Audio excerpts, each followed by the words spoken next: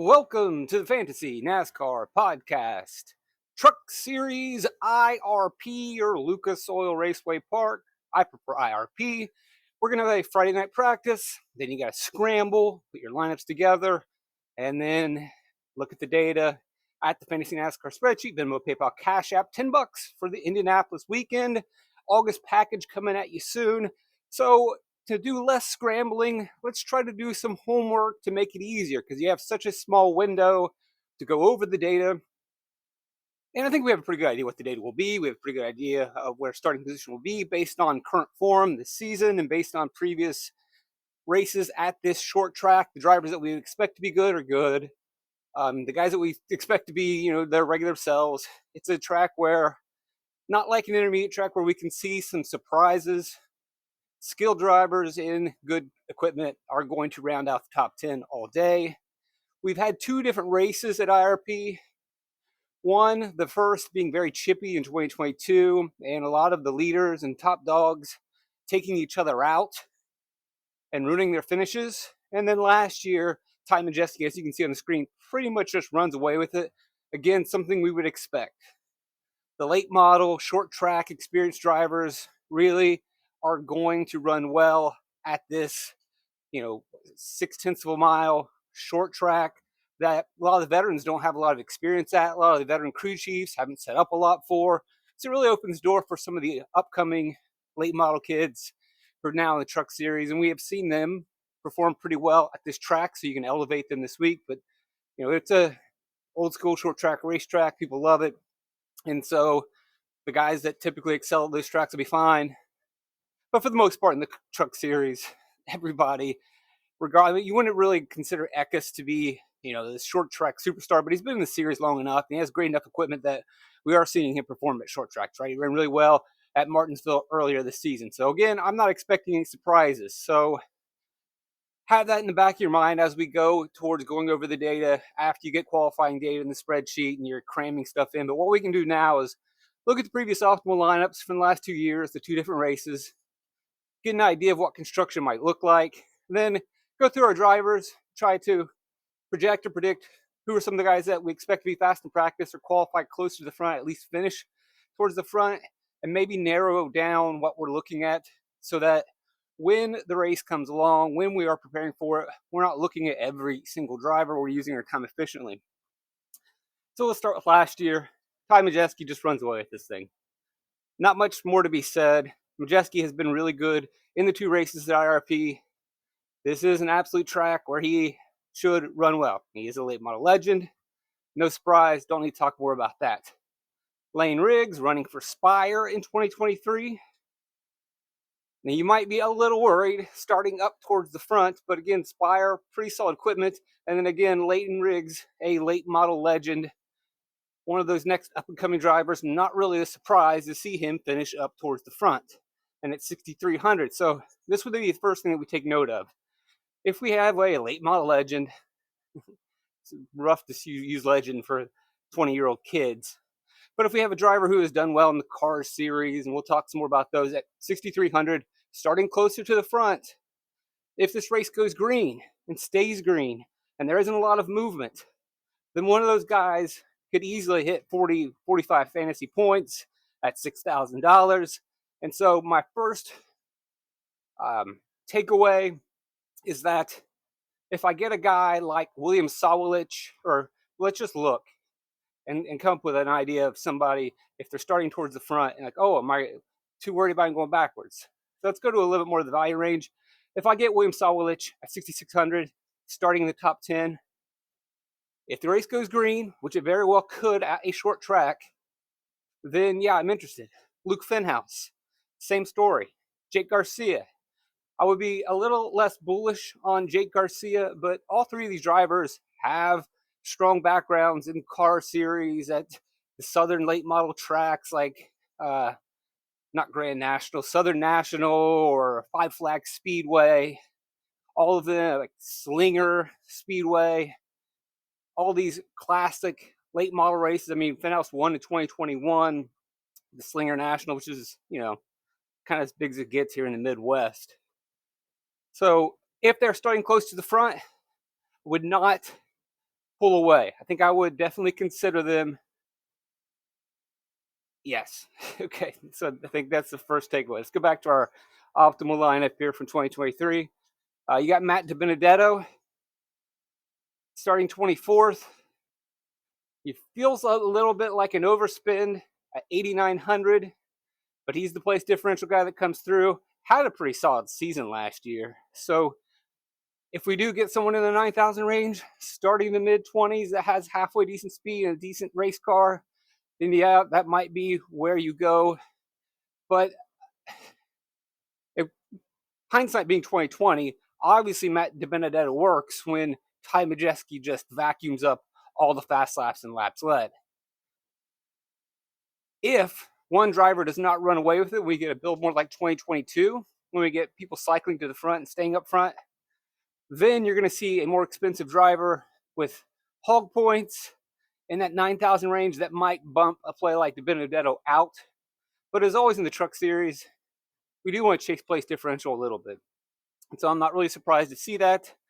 Also worth noting, Chad Walter was the crew chief for DiBenedetto last year. He has since moved on. He is with Rajat Caruth. I don't know if that's anything. I mean, again, at the end of the day, he just ran about where Matt DiBenedetto always runs and then got a decent finish at the end. So I don't think Walter really has the secret recipe for this track. Eckes has a terrific day. He was okay in 2022, not the best, but was right there. But then again, we saw in 2022 to 2023, he took a massive step forward with McAnally, really improved. Ran well all day at this short track. We've seen him run really well at short tracks this season. It's just unfortunately everything was Majeski all day. But still, the interesting thing here is because all the fast laps and laps led were vacuumed up, and because we often see our typical truck series race, especially if it's green, where you start up front, you're priced based on your regular finishing position. Well, let's say it this way. The pricing is based on what you're doing that season. Your rating, your standings ranking, and then you qualify exactly where you should, and then you finish exactly where you should. The only way you can score points is through finishing position points. And that gets kind of exaggerated in this race because there just aren't any fast laps led, so you overspend for an Eckes, who just barely beats out Carson Hocever, who would have been the other overspend option. In a green race,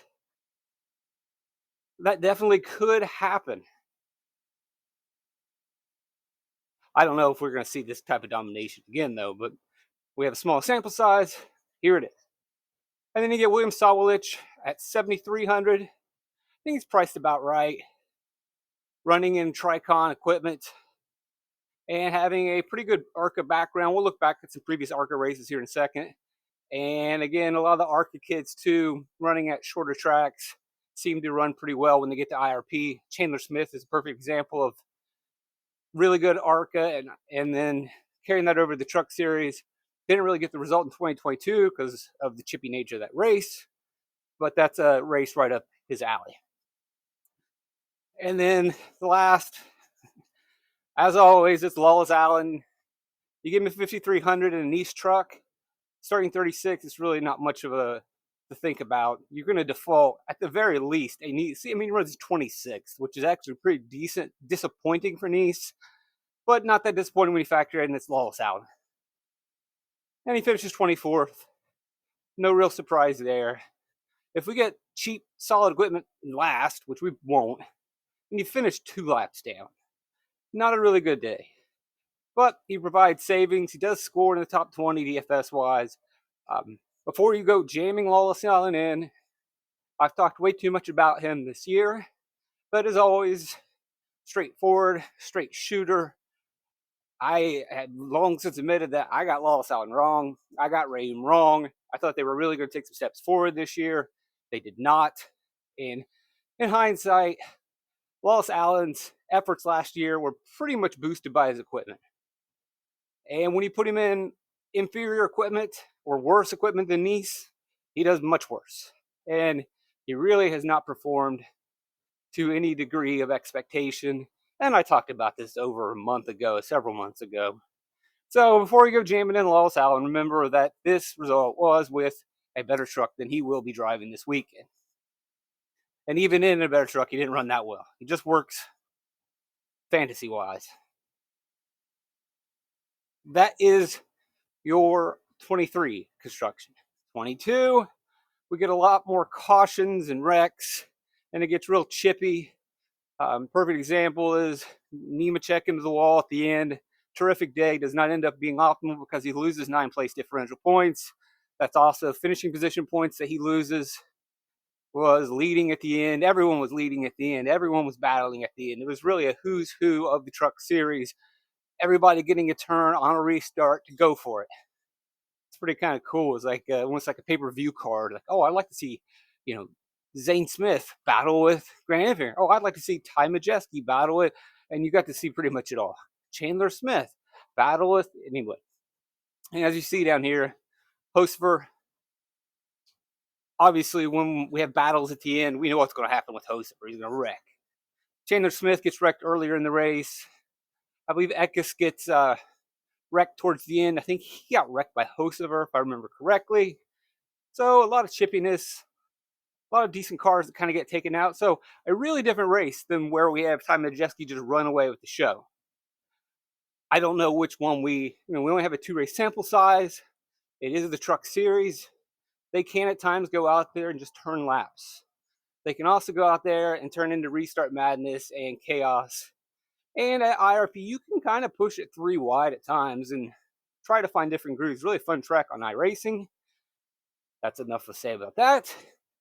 So we could see restart madness. I can't sit here and tell you, did we get the long green flag runs like in 23, or do we get the 2022 version with the chippy wrecks, which leads to a different optimal lineup build? We get Majeski again. So yes, you are putting a hard circle around Majeski going into your lineup build. Zane Smith gets you a bunch of place differential. It's a pretty expensive place differential play. He likely wouldn't have worked if these possible hogs, right? We don't want to call him a dominator in this race where no one really dominates. Majeski definitely was a dominator in 23, but hogs that cycle forward and have their time up front, top 5 cars at the very least, have bad days. And through those bad days, you're able to overpays for Zane Smith. Grant Enfinger steals the race in the end. 2022 GMS had some pretty solid trucks. Jeff Hensley was his crew chief. Hensley is now with Taylor Gray, I believe. So maybe circle out, although Taylor Gray hasn't really been that great at this track. And I don't think he has great results in his few ARCA races here. And on top of that, he hasn't been really running that well lately. But again, Hensley, maybe worth noting. Although you really wouldn't say Enfinger was the best on that day. He was just there at the end. He survived all the chippiness and had a really good, strong restart at the end and just overpowers, I believe, Zane Smith and Majeski to take the lead. Nemechek gets in that wreck. Decent day for Rhodes. Lane rigs again, and he was running in a Friesen truck, which is interesting. He does benefit from a lucky dog in stage 2. Finishes a lot better than he should, but we get a bunch of cautions at the end. So again, talking about the 2 tails. If we get a long green flag run, we don't expect this to happen. But you get a bunch of cautions at the end. Chippy race. Lane rigs comes through. In better equipment in 2023, better result. I mean, a better run, I would say. The results are still the same.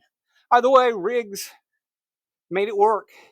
One of his first races in the truck series. This is 2022, remind you. Might have been his first truck series endeavor. We also have the other Friesen truck running pretty well. Friesen had issues last year. I believe either mechanical failure late in the race or he got into some situation. I have to double check that. So, either way, it looks like Friesen's had pretty solid setups. Jesse Little running for Young. He got a lucky dog near the end of stage 1. I think it was near the end of stage 2, if I'm not mistaken. He really didn't do anything all day.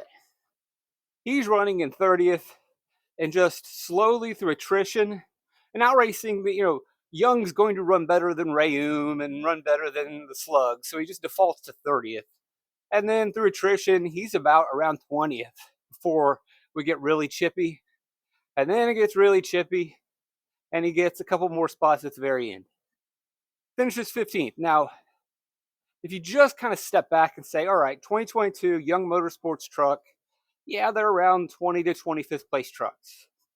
Then you say, all right, through attrition, you go from 20th to 15th. It's really not too much of a surprise. And you got a young truck at 5,400 starting 36th. Basically the Lawless Allen play from last season. Young versus Nice, pretty similar. Lawless Allen ultimately finishes 24th. Well, that race didn't end with a bunch of wrecks. But he still worked.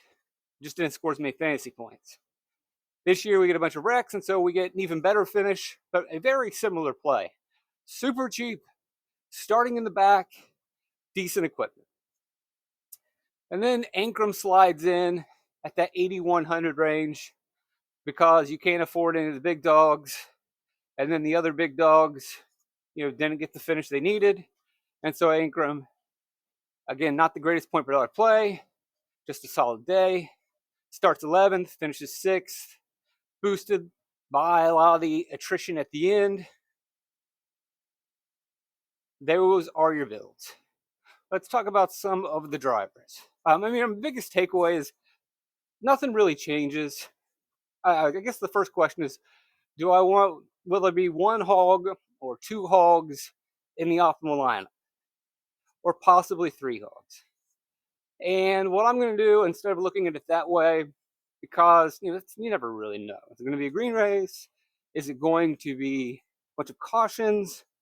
But even if we do look at the green race and say, oh, but I put three hogs in my lineup, there's only one. Well, if you just say, hey, how many drivers that are going to be top 5 drivers that are kind of expensive do I want to go after? 2 or 3? If you said, I'm going to find 2, then last year you probably may have landed on Eckes and Majeski. Maybe you burned 3 picks on it. And you end up with Hoser, may have the winning lineup, but not the optimal lineup. By the way, instead of trying to predict who's going to lead all these laps, maybe go into the data and say, all right, who are the 2 or 3 drivers? I would absolutely go after 2. I wouldn't only target one guy that I think is going to be a top 5 driver. Who are the 2 to 3 drivers that are going to run in the top 5? If you take that approach last year, it could have probably worked out for you. And then even with the chippy race, top 5 guy, yeah, Majeski could be it. Zane Smith, yeah, he can definitely get there, despite the fact that he was starting deep in the field at a short track. This was Zane Smith on his way to a championship. Grant Enfinger, yes, very strong short track background. He's run well at Richmond, IRP. No concerns in 2022 about Enfinger. Maybe not as bullish this year, but we'll talk about him in a second. You probably targeted John Nemechek, and that wouldn't have been wrong. If you were looking for top 5 guys, you probably would have targeted Hosever, and that wasn't necessarily wrong until he wrecks. Same thing with Smith. Eckes, maybe not so much. Again, 2022 Eckes wasn't quite that great. You may not have been on him, but you definitely were probably looking at Smith and Hosever, who it could have been them in the optimal lineup had the chippiness not happened. So, first example, well, obviously was the idea of Lane Riggs from 23. If I get a cheaper young kid starting close to the front, I'm going to try to lean into that a little bit more. Second thing, I want to target about 2 to 3 drivers that can top 5 and not so much worry about, is he going to run away with the race? Is he going to lead the most laps? Third thing, yes, we always chase place differential when we can. I don't overpay too much, but typically in this series, we don't get a lot of opportunities to get place differential. You finish where you start for the most part, unless things get crazy, and you start where you're supposed to for the most part. If you get a guy who just slightly underperforms in qualifying, then yeah, we can definitely go there. We always can. That's your place differential play. And I think you're going to end up with whatever your punt or value is, just trying to chase place difference as much as you can. But also, you want to have maybe some decent equipment. But before we run through the driver, let's just go run through the drivers now. Thanks for joining me, guys. RaceThePrize.com. $10 for Indianapolis. Venmo, PayPal, Cash App. Get you some access to all this data Friday, Saturday, Sunday.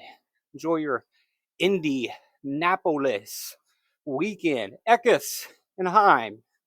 All we got to do is look at what they're doing lately. And probably the most telling stat, I would say, is just simply looking at the hog points, these guys are the class of the field.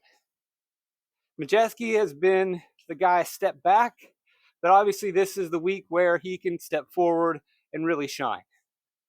And yeah, that's about all I would say about that. We have seen Eckes and Heim in the last 2 races, where I think their equipment definitely carried them through. Not that Majeski's equipment isn't that bad, but at Nashville and Pocono, your car is going to matter maybe a little bit more than your talent.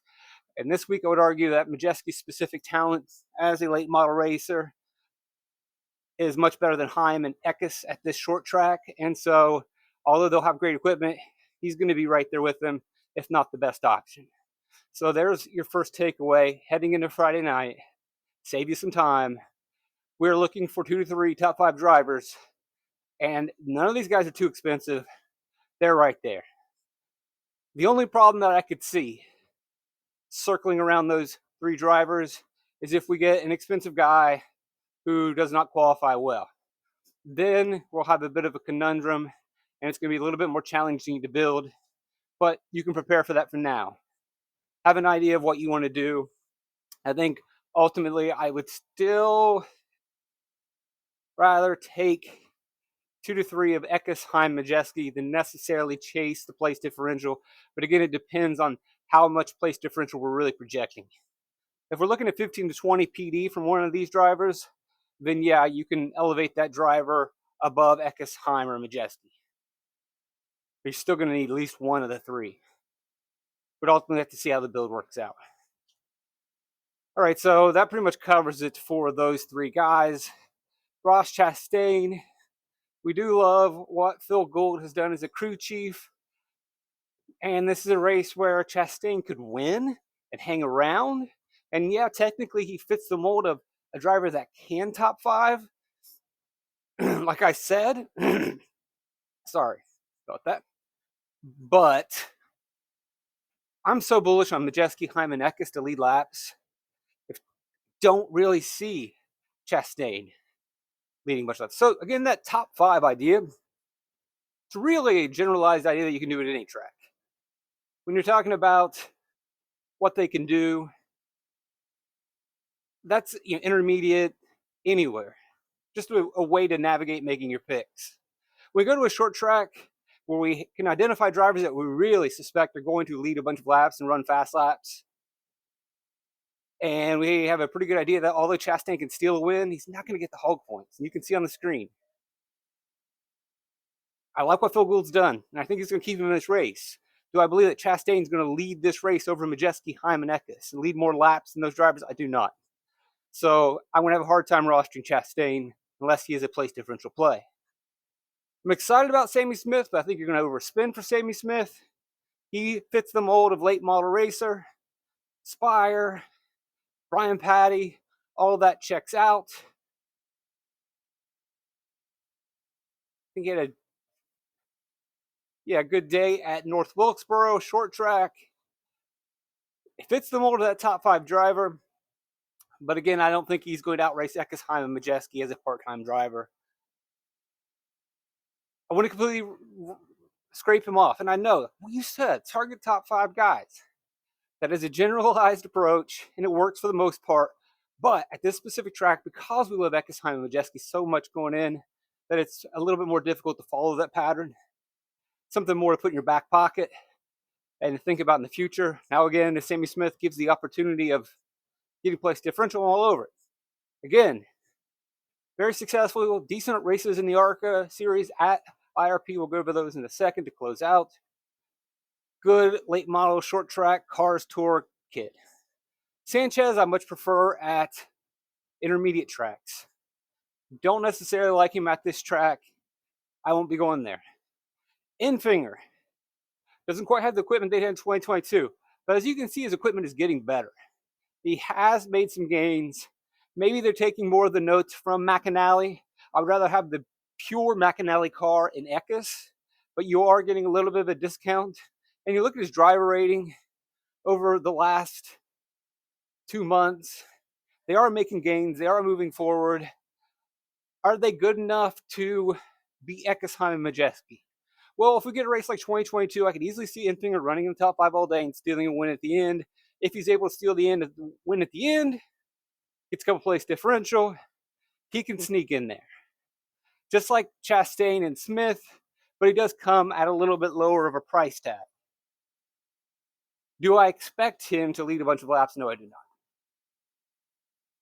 Taylor Gray, as I mentioned before, kind of going through a little bit of a slump here. Decent race at Pocono, but I don't really want to overreact to Pocono. It is Pocono, but at least they didn't have any failures or equipment problems. Hensley, as I mentioned, the crew chief. Just not as excited about Taylor Gray as I was earlier this season. More of a 5th to 10th place truck at the moment.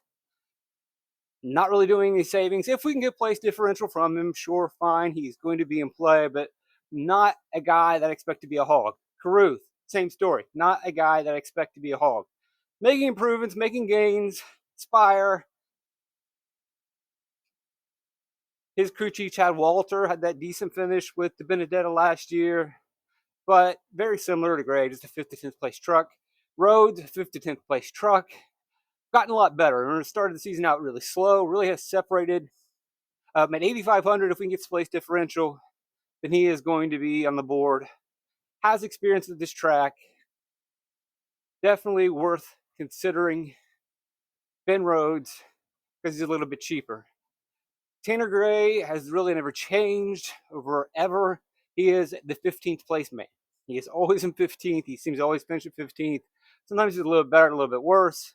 If place differential is there, then yes. But Rhodes is only $200 more, and Rhodes has the ability to creep inside the top 10, whereas we don't see Gray do that as often. And then we also have Tyler Ankrum, who, again, similar to Rhodes. I think I'd rather go with Rhodes, but Ankrum's there as well. A guy that can sneak his way into the top 10. A little bit more upside than Tanner Gray. But at the end of the day, it's going to come down to the play of who offers more place differential. And that might be Gray. We would just have to look and see how the projection goes. But this is a decent spot where I think we could land. As we mentioned in the 2022 optimal lineup, you had Tyler Ankrum at $8,100. He slides in. Now, that was in a chippy race where a lot of guys took each other out. But it's not really surprising to see one of these guys in the low 8s score just enough fantasy points to slip in, because often they don't have the greatest day, but the other expensive drivers start up front, finish up front, and just aren't the best point per dollar play. And these drivers, they tend to start close to the front, maybe not all the way, but they have decent days, and they just work out price-wise. They're not better than Chastain, Smith, or even Sanchez, but they do exactly what they're supposed to do, and they score just a little bit more points, and they offer salary savings. They may not even be better point per dollar plays.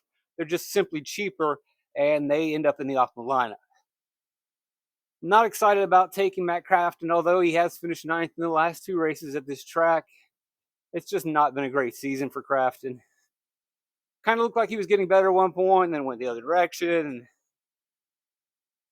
I would rather go up to the guys I mentioned, or down to Riggs, running for front row now, in the best equipment he's ever had at this track. And as you can see in the previous 2 races, 3rd and 7th. So 7th in freezing equipment, get him in better Spire equipment. He finishes 3rd, runs up front all day. That's a place that you're definitely going to want to go. He's likely going to start closer to the front. I know it hasn't been the greatest season in his first season for front row, but he has markedly or steadily improved. Now last weekend goes way, but he is getting there. He is a rookie. He is, this is his crew chief's first season at front row, because front row's crew chief was Zane Smith, went up to the big leagues with Justin Haley, who's having a terrific time. What a steal he has been for Rick Ware Racing. What's the guy's name? Larson? Friesen, good equipment in the past. Not the best result last year. And it looks like they're hitting on something. Finally getting over their hiccups, making gains at 7,700. I like going here. Obviously, I like Riggs a lot. I always like Riggs. But again, late model, superstar, checked all the boxes. I probably would rather play Friesen over Crafton, Ankrum, and Gray, to be quite honest. I don't believe that in this race, Ankrum has much more upside than Stuart Friesen, given track history, given current form. I don't believe Tanner Gray does. Ben Rhodes might, but Ben Rhodes is going to cost you $800 more. Rather take the savings. Purdy and Jason Chinchier have definitely started to grow together and are running better. I just don't know if this is going to be the track where I absolutely love him. This is probably not going to be the week where I think he can run better than. I don't think he's going to be that great IRP, to be quite honest. The other drivers are more suited for this track. We'll see where he starts. I think we'll have a decent day. Ty Dillon I don't know if he's ever raced at Indianapolis Raceway Park. Their steps forward seem to have turned into steps backwards. We'll see where it goes, but at 7,300, I'd rather find money to go up to Friesen or go down to the $7,000 guys. Johnny Sauter always been really good at short tracks, but I don't think Roper is going to put together a really good short track truck. And Sauter's best days are well behind him. 7,200's too much. 7,200 for Sauter at IRP, probably not for me. Ty Dillon, 7,300 at IRP, probably not for me. These are drivers I'm not really that interested in. Now, if they don't qualify very well, I will have to engage in this pick. But, setting the table right now to prepare, they're not drivers that I project to run really well. They're going to be decent. They're going to be top 20 drivers, maybe even top 15. But, 5-place differential out of them, they have a decent day. It's going to need to be a really chippy race to really open the door for these drivers. They're not guys that I elevate to the top based on A, their equipment, and B, experience this track, skill, etc. Dean Thompson wrecked, I think, in both races at IRP the last 2 years. You know the story with Dean Thompson. If he doesn't wreck, he can be a top 10 driver in his Tricon equipment. If he does wreck, which he often does, then he blew your lineup up. And you can just simply see the results. Dean Thompson is just not consistent. He's kind of like your Ricky Stenhouse of the truck series.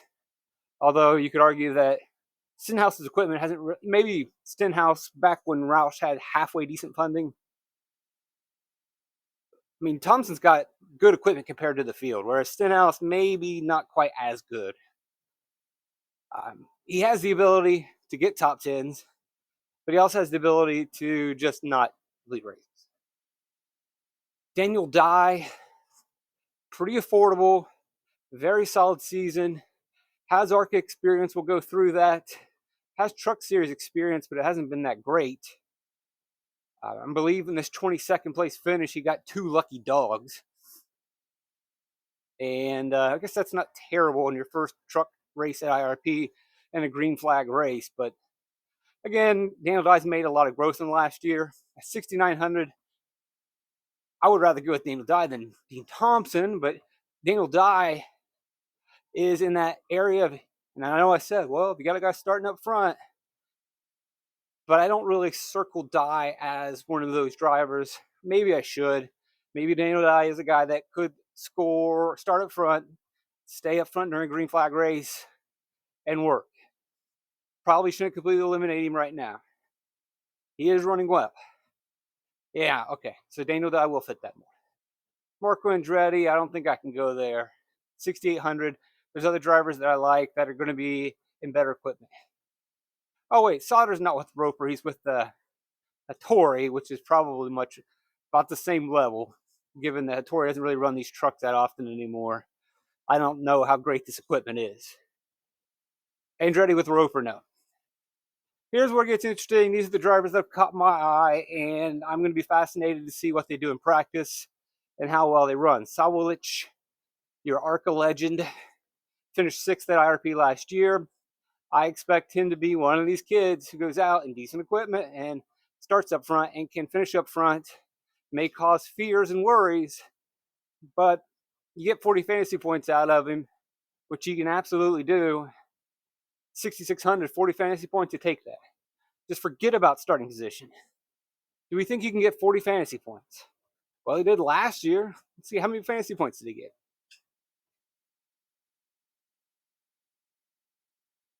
Started 10th, 7,300, 43 fantasy points. Optimal. 38 finishing position points. Will I take 40 fantasy points from him? Yeah. Can he get 40 fantasy points? Yeah. Same thing for Luke Fenhouse. Fenhouse in a Thor truck. Garcia in a Thor truck was with McIntyre last year. Fenhouse, very solid late model kid. Let's see, what were his finishes? 10th at Gateway. Not really worried about 22nd at Pocono, but he stayed within striking distance at Gateway in his first race. 10th place finish. Pretty good ARCA career. Pretty good late model career. Definitely a kid you want to keep your eye on. Getting his part-time rides here and there with Thor. Maybe we see him get a full-time ride next year. Definitely deserves it. Garcia, full-time McIntyre last year, full-time with Thor this year. Slightly disappointing, but when we factor in the Thor just doesn't really have a lot of speed. Majeski is getting the most. Rhodes has moved forward. Crafton's pretty much a slug.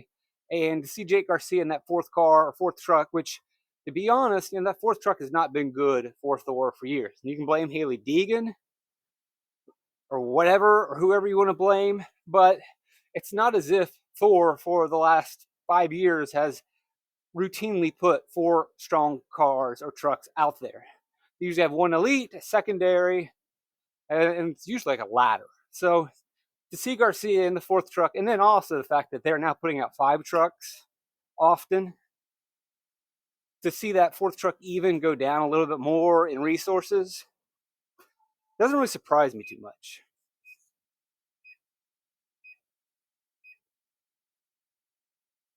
Oh, the treadmill stopped, and so made the beeping noise. And I'm definitely going to get that one guy who always complains about the beeping noise. That's all right. I'll just have to complain. And it will act like there was beeping throughout the entire podcast, so there was only beeping for 1 second. Matt Mills is running pretty well lately. Matt Mills has had good equipment all year, but now he is finally not having bad luck. And we have really seen them turn around. And the interesting thing is, his bad luck and his consistent equipment coincides with his teammate, Bailey Curry, having mechanical issues weekly. It's interesting. Now, a little bit of Mills stuff early this season was wrecks more so than equipment issues, but the Nice trucks have had speed all year. That's not a surprise. Mills and his team just now are consistently putting together some decent results at 6,200. He is on the board. Now, I'd much rather go towards some of these late model guys, but Mills is running well. It is a Nice truck. It is 6,200. It's not super savings like we got out of a Lawless Allen, but could he get to 30, 35 fantasy points? Yes. Now, head to head, let's say we've got Fenhouse starting up front or starting 10th. And we got Mills starting 25th. Where do you want to go in that direction? I think the field will lean more into Mills because they see the scary nature of Fenhouse going backwards, and you get better ownership or lower ownership on Fenhouse. That's the direction that I would want to be in. Now, if Mills is starting 30th, then I'm probably going to lean more towards Mills, and I know I'll be there with the rest of the field. Connor Daly, hey, it's IndyCar guy, huh? Maybe not. I'm not going to go with Connor Daly. Maybe I consider Connor Daly in his equipment with possibly or add an intermediate track, but I don't think he's going to go out there in a short practice session and really be strong. Now, he is going to run a truck race and an Xfinity race this weekend, so maybe those extra reps, he's going to have a busy Friday, and he could be really tuned in. So I won't completely erase the idea. Yeah, I'm not going to completely get rid of it, but my initial thought is that no, this isn't a track where he can run well.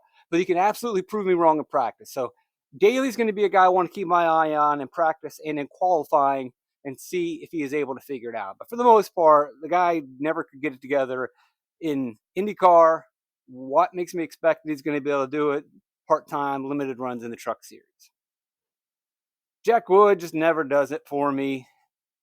He's at least getting top 20s but you would expect a little bit more out of him in his equipment. Just doesn't do it for me. Never does, and you never really get burned by Jack Wood too often. Bailey Currey. What can we say about Bailey Currey? Well, decent driver. Top 15 driver when all things are right. Top 15 truck when all things are right. Now, right at 15, not much further than that, but he is there. Now, over the last month, it's been bad news. Now, that bad news coincides with Mike Hillman Jr. signing with Spencer Boyd's team. And I don't know if his new crew chief for Curry is necessarily bad, but a lot of these poor results at Charlotte, Gateway, and Nashville, they were mechanical issues. There was a mechanical failure, I believe, at Charlotte. Gateway, they had lug nut issues. And then again, they had mechanical issues at Nashville. New crew chief, we have seen mechanical failures increase. So as far as speed in the truck, it seems like it's still the same. As far as talent, it seems like it's the same. But I don't think we can overlook the fact that he lost his crew chief and the team has not been as on the ball. It's a concern. Now that, because of those results, has dropped him down to 5,800, whereas typically Curry's going to cost you 6,900. Something worth noting, maybe they're finally working out the problems. Timmy Hill, 5,600. Brett Holmes, Massey, all just need to be place differential plays. They need to at least give me 10 place differential, and maybe I can work them in. We know who these drivers are. I don't really think I can separate any of them at the moment at this specific track. Maybe you give a little bit of a boost to Hill, but I don't think that I do. Lawless Allen, we know who he is. Thad Moffitt, Spencer Boyd. Look, if they're starting dead last, then you can consider them. With Spencer Boyd, I will note that he has gotten better results over the last month with the addition of Mike Hillman Jr. as his crew chief. So if there was a punt that's starting in the back that I would gravitate towards, it is Spencer Boyd because, again, you look at his results over the last month or so, a little bit better since they got Hillman in as the crew chief. Something to take note of. And I think that's going to do it. I'm not going to go through the ARCA races. You can go through the ARCA races, but the drivers that I mentioned, the late model legends, the typical kids that you think that have been coming out of the ARCA series, they all have experience at IRP. They've all run well. You can look those up on Racing Reference. Thanks for joining me. Hope to see you guys around. Like, subscribe, share. Trip to Light Fantastic.